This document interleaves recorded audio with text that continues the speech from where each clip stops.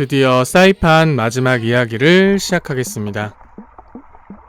2박 3일의 일정 동안 그로토 동굴, ATV 등 핫한 액티비티도 같이 즐겼으니 재미있게 봐주셨으면 좋겠어요. 전날 로타섬을 다녀와서 묵게 된 사이판에서의 마지막 숙소는 바로 PIC였습니다.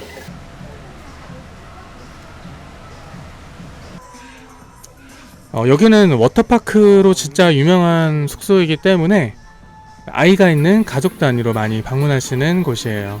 이 워터슬라이드도 제가 직접 타봤는데 영상이 지금 없어졌어요.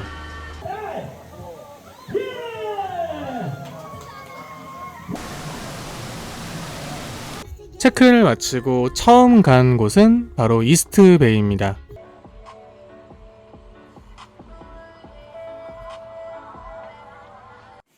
여기는 제가 앞선 영상에서 단독으로 한번 짧게 소개를 했었고요.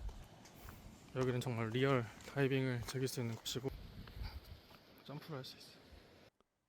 이스트베이의 특징은 바로 이런 다이빙, 프라이빗한 공간에서의 스노클링이라고 할 수 있겠어요.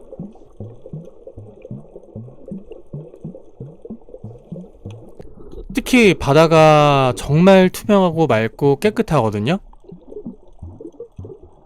여기는 개인 사유지여서 그런데 이미 소개한 곳이기 때문에 짧게 넘어가도록 할게요. 저녁에 PIC로 돌아와서 야외 비치를 바라보며 바베큐를 즐겼습니다. 뷔페식으로 사이드 음식들을 먹을 수 있게 되어 있었고요. 역시 한국인의 김치죠.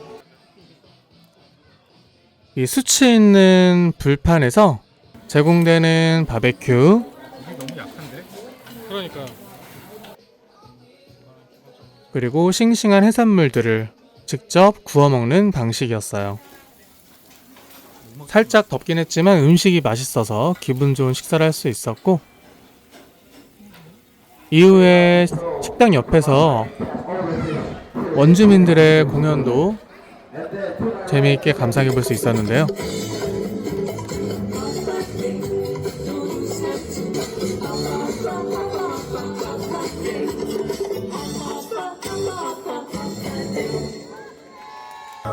날짜만 잘 맞춰서 오신다면 볼거리가 참 많기도 해서요. 휴양을 즐기러 오시는 분들에게는 사이판에서 인기가 많은 숙소라 생각이 드네요. 코코넛으로 만든 간식인데 저도 하나 받아왔어요. 대부분은 아이들이 참여하기 좋은 이벤트들로 구성되어 있었고요. 이후 저녁에 핫한 풀파티가 진행된다고 해서 가봤는데요. 이색적으로도 아이들을 위한 클럽이 열렸더라고요. 나름 이색적으로 재미있게 보았던 것 같네요.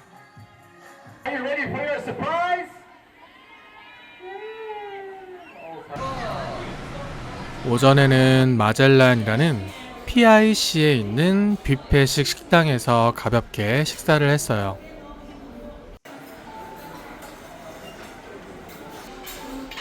친근한 우리나라 음식들이 많아서 식사는 대부분 편했습니다.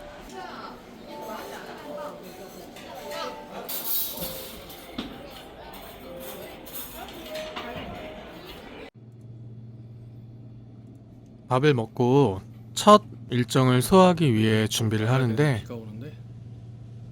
또 비가 엄청 내렸습니다. 다행히도 출발하는 시점에는 비가 그쳤어요.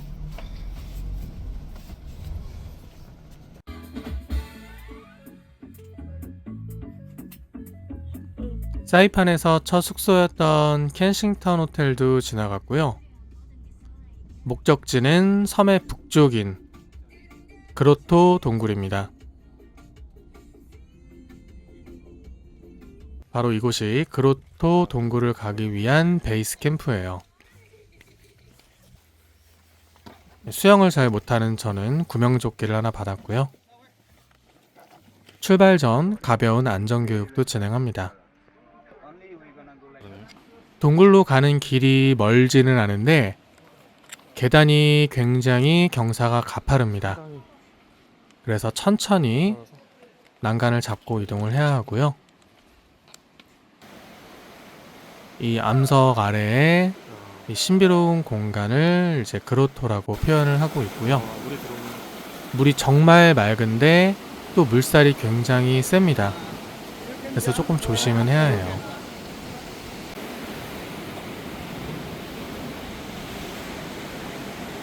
이 신비로운 그로토 동굴을 감상하기 위해서 보시는 것처럼 다이빙을 통해 물속으로 입수를 진행을 하고요. 제 차례가 되어서 액션캠을 들고 입수를 했습니다.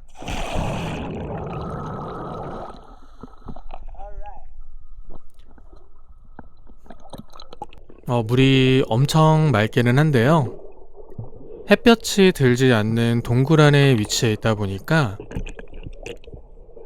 이 생각한 것보다 물속은 어둡게 보이게 됩니다. 하지만 그래서 더 신비롭게 느껴지는 곳이기도 해요.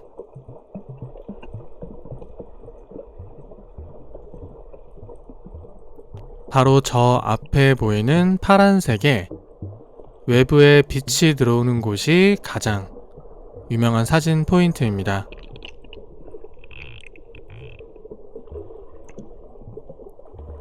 순서대로 한 팀씩 가이드의 도움을 받아서 이곳에서 기념사진 또는 영상 등을 남기는 작업들을 하게 되고요.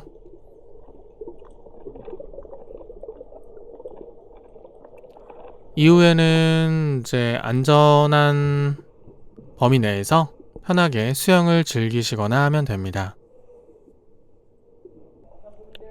만약 프리다이빙을 하실 수 있거나 스쿠버 다이빙 자격증이 있으시다면 조금 더 수월하게 자유롭게 구경을 하시면서 기념 촬영 등을 하실 수 있을 테니까 더 좋겠죠.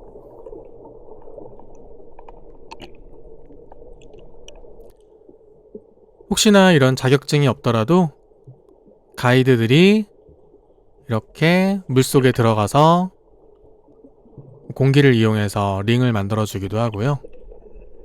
멋진 기념 촬영물을 남길 수 있도록 잘 도와줍니다.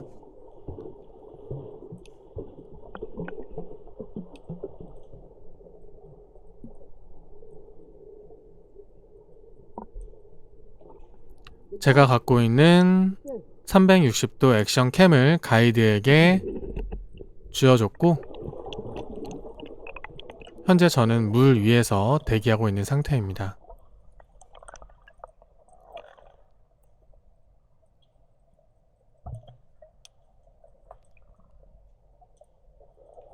이렇게 진행되는 과정을 저도 액션캠을 통해서 보게 되었는데 진짜 신기했고요. 이렇게 만들어진 결과물도 개인적으로 정말 마음에 들었습니다. 열심히 포즈를 취해봤어요.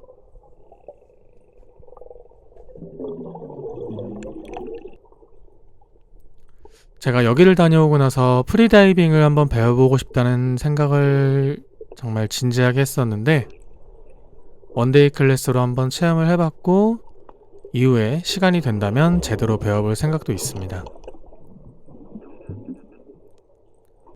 그리고 이날 제가 이 액션 카메라로도 담진 못했는데 작은 상어도 한 마리 있었었다고 해요. 실제 보신 분들이 꽤 있었는데 아쉽게도 제가 그 중에 한 명이 되지는 못했어요. 보시면 그로토 뒤쪽으로 저 멀리 바다가 쭉 이어지는 아주 매력적인 형태를 보실 수 있습니다. 다시 PRC 숙소로 와서 간단하게 햄버거로 점심을 먹었고요. 오후에는 제가 가장 기대를 했었던 액티비티 중 하나인 타포차우 ATV를 체험하기 위해서 현재 이동을 하는 모습입니다.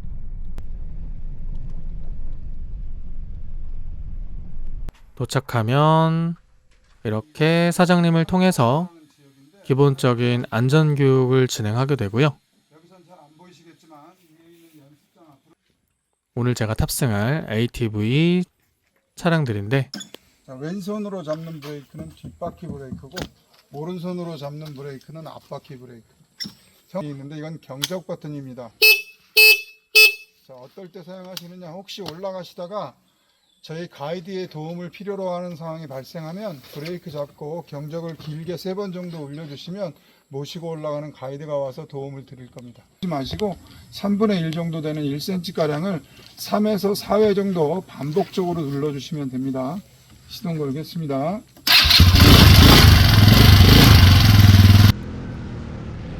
우선은 교육을 받고 나서 바로 출발하는 것이 아니고 시운전을 앞마당에서 몇 번 진행하게 됩니다.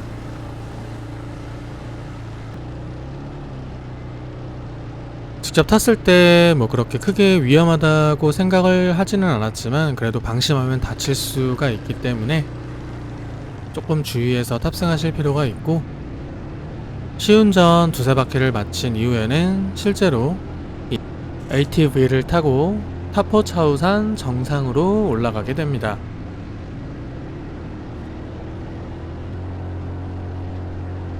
진동이 생각보다 심했고 뭐 밑에 있는 돌이 튀거나 그러지는 않았고요.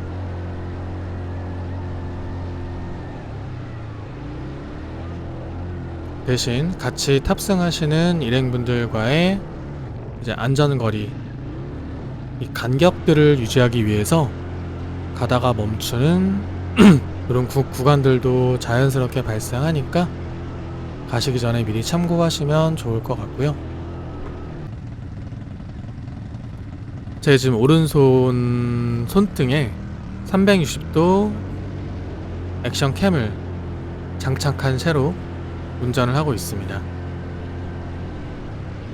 그래서 이렇게 보시는 분들께 영상을 남겨볼 수 있는 거고요. 당연히 엄청 안전에 주의하면서 조심스럽게 타고 촬영을 했습니다.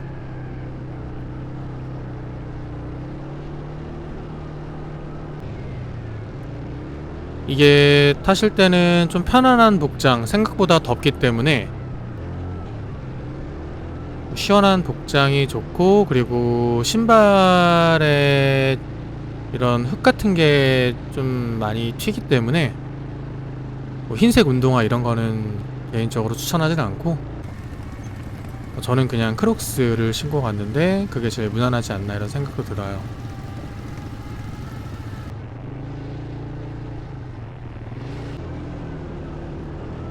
좀 험한 구간도 있는데 여기서는 저도 처음 겪는 일이라 엄청 당황을 했거든요. 어떻게 핸들을 틀어도 올라가지 않아서 결국 가이드분이 저를 도와주러 오셨는데 정말 신기하게 금방 잘 이 어려운 구간을 빠져나가게 도와줬어요.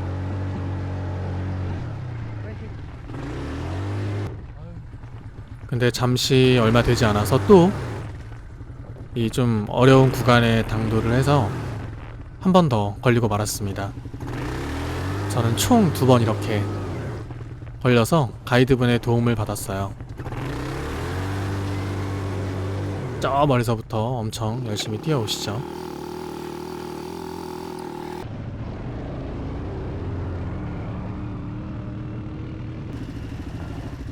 이제 거의 정상쯤 도착했을 때 모습인데 뷰가 진짜 환상적이었습니다. 정상을 향해 출발해 볼게요. 여기서부터는 크게 난코스가 없었어요. 중간중간 가이드분은 이제 멈춘 분들을 도와주기도 하고 촬영도 열심히 진행해 주셨고요. 요 앞이 이제 잠깐 내려서 사진을 찍는 포인트라고 보시면 돼요. 여기다가 주차를 하고 내려서 잠깐 포토타임을 갖습니다.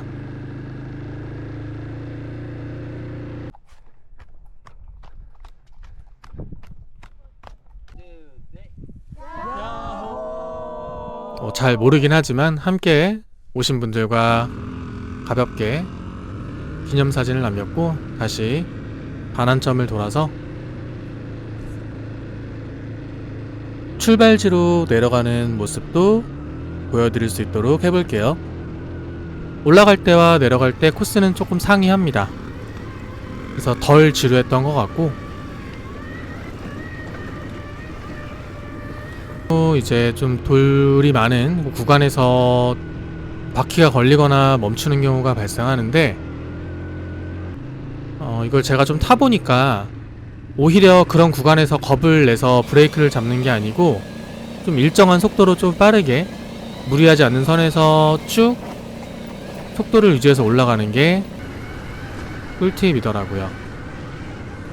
오는 길에 비도 좀 내리긴 했는데 잘 무사히 마치고 원래 출발지로 돌아오게 되었습니다.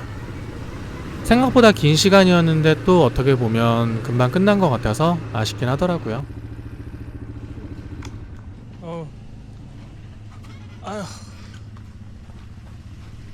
시동을 끄고 이제 안전 보호 장구를 이제 반납하러 먼저 갔고요.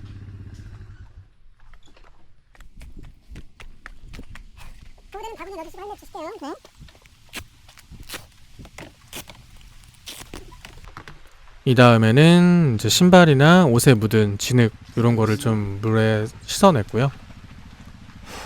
끝나고 다시 숙소로 오니까 여기서 처음 보는 예쁜 노을, 선셋이 유명하기도 한데 운 좋게도 마지막 날, 마지막 밤에 예쁜 일몰의 순간을 감상할 수 있었어요.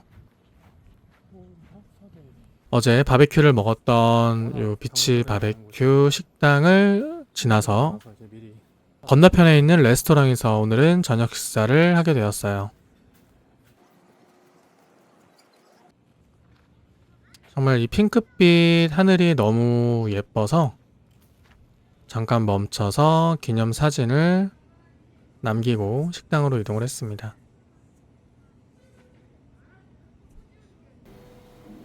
한국 분들이 많이 오시다 보니까 메뉴판도 친절하게 설명이 잘 되어 있고 여기는 코스 요리처럼 음식을 먹을 수 있는 식당이에요.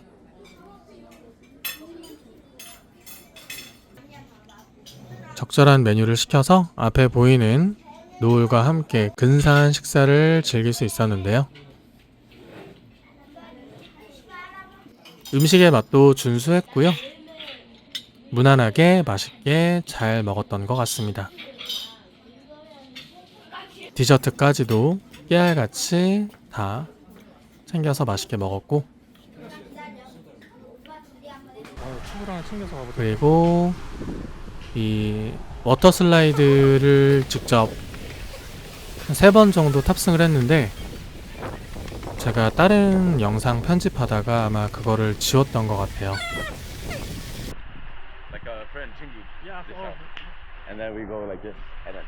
이 친해진 그 클럽 메이트와 함께 이런 인사법도 배웠고 이 파도풀도 유명하다고 하는데 아쉽게도 오후에 운영해서 타보지는 못했네요. 이 사이판에서의 마지막 점심 식사는 PIC에서 진행을 했고 간단하게 기념품 샵도 구경을 했었고요.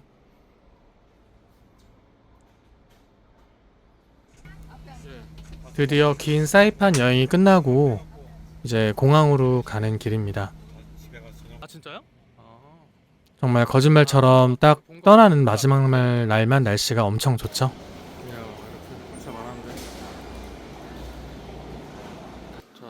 이 두 번째 제가 사이판에 오게 되는 건데 이 면세점도 없어진 브랜드도 있고 형태는 제가 한 5년 전에 왔을 때와 비슷하더라고요.